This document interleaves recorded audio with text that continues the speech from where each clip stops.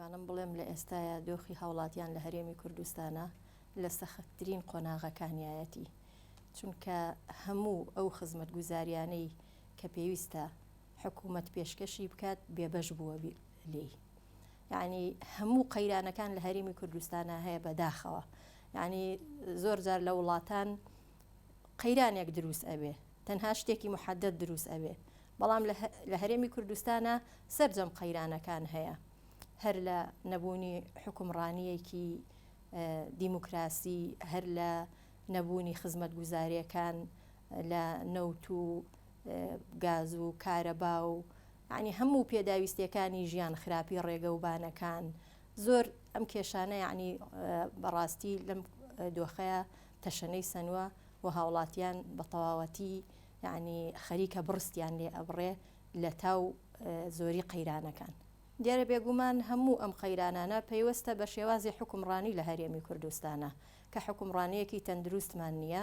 کە ئەم حکومڕانیە تەنراوە بە گەندەڵی، یعنی سەرچاوەی قەیرانەکان گەندەڵیە لە هەرێمی کوردستانە، چونکە بەداخەوە خۆی دەسەڵات یعنی ئەبێ خزمەتی هاوڵاتیان کە بەداخەوە لە هەرێمی کوردستانە هاوڵاتیان و سەروەت و سامانی هاوڵاتیانی بۆ بەرژەوەندی خۆی بەکارهێناوە ئەم دەسەڵاتە. یعنی بوونی گەندەڵی لەسەر جەم سێکتەرەکانە بۆتە هۆکار و فاکتەرێک کە هاوڵاتی باجەکەی یاوە، کە هاوڵاتی قەیرانەکان ڕووی تێکردووە و ژیانی بەرەو خراپی ڕۆیشتووە. لە هەرێمی کوردستانە تا ئێستا تەنانەت یعنی دەسەڵاتێکی مؤسسیمان نییە، یعنی تەنها کۆمەڵێک خەڵکن لە ناو حیزبەکانە حکومڕانیەکان. یعنی خۆی لە دنیای حیزبەکان لە ڕێگەی هەڵبژاردنەوانێ دەسەڵات وەرئەگرن، ئەو کاتە مؤسساتەکان لە کەسانی ڕاستە حیزبەکان پێک ئەهێنرێ، بەڵام بۆ مافی هاوڵاتیان ئیشەکە ئەم دەسەڵاتە. بەڵام لە هەرێمی کوردستانە پێچەوانەکەیەتی بەعەکسەوانێ لە ناو حیزبەکانە بۆ کۆمەڵێ خەڵک، بۆ بەرژەوەندەکانی کۆمەڵێ خەڵک بڵین سەروەت و سامانی هەرێمی کوردستان بەکار ئەهێنرێت و قۆرەخ کراوە. یعنی بەبێ ئەوەی کە دیراسە بکات، بەبێ ئەوەی کە توێژینەوە و لێکۆڵینەوە بکات، بزانێت چۆن ئەتوانێت ئەم هەرێمە ئیستیفادە لە سەروەت و سامانەکەی بکە، چووە عەقدێکی 50 ساڵەی مۆر کردووە لە کاتێکە شارەزایان ئەڵێن کە ئەم عەقدە زەرەر و زیانێکی زۆری لە هەرێمی کوردستان ناوە، چونکە ئەو پارەیە کە لە نەوت دەرێت تەنها کەمێکی ئەمێنێتەوە بۆ هەرێمی کوردستان، زۆرێکی ئەڕوا بۆ ئەو کۆمپانیایانە. ئەو کەمەشی کە بۆ هەرێمی کوردستان ئەمێنێتەوانێ نادرێ بە هاوڵاتیان بەداخەوانێ، وەکو باسم کرد قۆرەخ کراوە بۆ حیزبە دەسەڵاتدارەکان و بۆ خۆیانی بەکار ئەهێنن. خۆی دوو هۆکارێکیان ئەوەیە کە چوارچێوەی کاری دامەزراوەی لە هەرێمی کوردستانە نییە، دەسەڵاتەکان بێلایەن نین، بۆیە پەرلەمانی کوردستانیش دەسەڵاتێکی بێلایەن نییە، بەڵکو ینی بە هەیمەنەی حیزب ئەجوڵێت. و لەبەر ئەوەی کە زۆرینەی پەرلەمانتارەکانی ناو پەرلەمانیش سەر بە حیزبە دەسەڵاتدارەکانن، بۆیە لە جیاتی ئەوەی کە ئەمان چاودێری حکوومەت بکەن، بە پێچەوانەوانێ حکوومەت خۆی چی لە بەرژەوەندی خۆی بێ، چی یاسایەک لە بەرژەوەندی خۆی بێ ئەینێرێتە پەرلەمان و بم پەرلەمانتارانەی خۆی بە زۆرینەتی ئەپەڕێنێ. ئەمە هۆکارێکی سەرەکیە. هۆکارێکی تریان لە ناو پەرلەمانە ینی ئەو قەزیانەی کە گرنگن کە پەیوەستن بە ژیانی هاوڵاتیەوە، یعنی زۆر بە ئاسانی وەلا ئەندرێت بەشتی لاوەکیەوە پەرلەمان خەریک کراوە.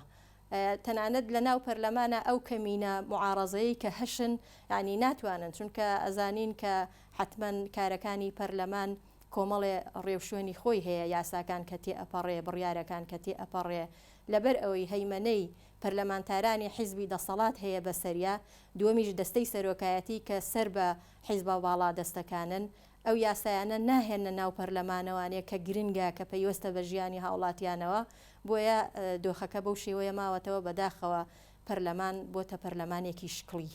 لە ڕاستیە لەبەر ئەوەی کە نایانەوێت یعنی ژیانی هاوڵاتیان چاک بکەن، لەبەر ئەوەی کە وەکو باسم کرد کە زۆرینەی پەرلەمانتارانی ناو پەرلەمان سەر بە حیزبە دەسەڵاتەکانن، لەبەر ئەوەی کە ئیعازیان بۆیە لە ناو حیزبەکانەوە طبعاً یعنی بەداخەوە ئەڵێم یعنی چوارچێوەیەکی زۆر شێواو هەیە لە ڕووی ئیداریەوە یعنی خۆی مەفروزە پەرلەمان متابعی حکوومەت بکە حکوومەت ژیانی خەڵکی ڕێک بخات حیزبەکان کاری خۆیان بکەن یعنی کاری سیاسی خۆیان بکەن هەر حیزبێک لە چوارچێوەی کارەکانی خۆیان خزمەت بە هاوڵاتیان بکە بۆی دوجار بڵین لە هەڵبژارنەکانە سەرکەوتن بەدەستبێنن بەڵام ئەمانە هەمووی تێکەڵ بووە هەمووی تێکەڵ بووە یعنی نە حیزبەکان ڕۆڵی خۆیان ئەبینن و نە حکوومەت بۆتە حکوومەتێکی خزمەت گوزار بۆ خەڵک بەڵکو حکوومەت بۆتە داردەستی حیزبەکان ینی حکوومەت بۆتە داردەستی حیزبەکان بەڕێوەی ئەبەن لە ناو حیزبەکانیشا کۆمەڵێ خەڵک بەڕێوەی ئەبەن حکوومەتیش پەرلەمان بەڕێوە ئەبا یعنی ڕێک معادلەکان پێچەوانە بۆتەوانێ ئەمانە هەمووی هۆکارن بۆ ئەوەی کە نەتوانرێت وەکو پێویست کاروبارەکان بەڕێوە بڕوات بێگومان پەرلەمان پێویستە لەسەر هەر کێشەیەکی هاوڵاتیان هەر قەیرانێک کە ڕوو ئەکاتە هاوڵاتیان و هەرێمەکەمان پێویستە قسەی هەبێت پێویستە چونکە پەرلەمان دەستگایەکی بڵین ڕێکخەرە کە یاسا دەرئەکا بڕیاری لێ دەرئەکا لە هەر شوێنێکا زانی کە لێن هەیە فەراغ هەیە خزمەت بە هاوڵاتیان ناکرێت پێویستە قسەی هەبێت و پێویستە یاسای پێویستی بۆ دەربکات و پێویستە لە هەندێک حاڵەتە یعنی بەپەلە ئەگەر فریای ئەوە نەکەوت دیر بۆ دیراسەکردنی یاساکان بڕیاری بەپەلە دەربکە حکوومەت ئیلزامکە بەڵام بەداخەوە ئەڵێ معنی کە ئەمانە ناکرێت و پەرلەمان بۆتە پەرلەمانێکی شکڵی و تەنانەت ئەو کەمینە پەرلەمانتارەی معارەزەش هەن کە ئاگادارین یعنی چەندین جار یاداش پێشکەش ئەکەن لەسەر کێشەی ڕۆژانەی هاوڵاتیان لەسەر ئەو کێشانەی کە گرنگن بۆ هاوڵاتیان یاداش پێشکەش ئەکەن هەندێک جاری وایە گەیشتوتە ڕادەی ئەوەی کە پەرلەمانتارمان ئەگرێ اعتصام بکە لە ئیشەکەی کە ئەمە لە هیچ شوێنێکی دنیا نییە پەرلەمانمان بگرێت چونکە خەڵکمان ئەگرێ و پەرلەمان داواکانی ئەگەیەنێ بە حکوومەت و جێبەجێ ئەکا یعنی تا ئەو ڕادەیە ڕۆیشتووە لە هەرێمی کوردستانە بۆیە لەبەر ئەوەی کە وەکوتم سیستمی حکومڕانی لە هەرێمی کوردستانە تەندروست نییە تێکەڵاویەک هەیە لە بینی دەسەڵاتەکانە کارەکان دامەزراوەی نییە کارەکان ڕێکخراو نییە پلانی استراتیژی گرنگ نییە لە هەرێمی کوردستانە ئەمانە هەمووی هۆکارن بۆ ئەوەی کە شێوایەک لە حکومڕانیە هەبێ و دوجار ئاوا هاوڵاتیان بێماف بن بێگومان لەبەر ئەو شێواویەی کە لە سیستمی حکومڕانی و تێکەڵاوی لە دەسەڵاتەکانە هەیە ئەو یاسایانەی کە لە پەرلەمان دەرئەچێت لە بەرژەوەندی خەڵکانیە و خواستەکانی خەڵک تحقیق ناکە چونکە شێوازی یاسا دەرکردن ئەبەم شێوازەیە لە هەرێمی کوردستانە پێداویستی حیزبەکان چییە؟ حیزب ئەیدا بە حکوومەت حکوومەتیش ئەیدا بە پەرلەمان لە پەرلەمان مناقەشەی ئەوانە ئەکرێ ئەو بابەتانە ئەکرێ دوجار یاسا بۆ ئەو بابەتە لاوەکیانە دەرئەکرێ و خەڵکیش بەو بابەتە لاوەکیانەوە سەرقاڵ ئەکرێ ئەو بابەتانەی کە گرنگن طبعاً هەندێکی پێویستی بە دەرکردنی یاسایە هەندێکیشی یاسا هەیە پێویستە بەرکار بکرێت لە هەرێمی کوردستانە نەیاسا گرنگەکان بەرکار ئەکرێن نەیاسای گرنگیش دەرئەچێ بۆ ئەوەی کە پێداویستی و داخوازیەکانی خەڵک چارەسەر بکە بەڵکو زیاتر پەرلەمانیان سەرقاڵ کردووە بە شتە لاوەکیەکانەوانێ بەو شتانەی کە حکوومەت خۆی ئەوێ تێیپەڕێنێ هەندێک بابەت هەیە حکوومەت ئەوێ تێیپەڕێنێ بۆ ئەوەی زیاتر بواری گەندەڵی لە بەردەستی ئاواڵا بێت و زیاتر بتوانێت خزمەت بە حیزبەکان بکرێت سەرجەم بڵین سێکتەرەکان ینی بەداخەوەڵم کە گرفتیتیا هەیە ئەوەی کە کوالێتی نەوت ینی تەنها لە نەوتان نییە لە سێکتەرەکانی کەشە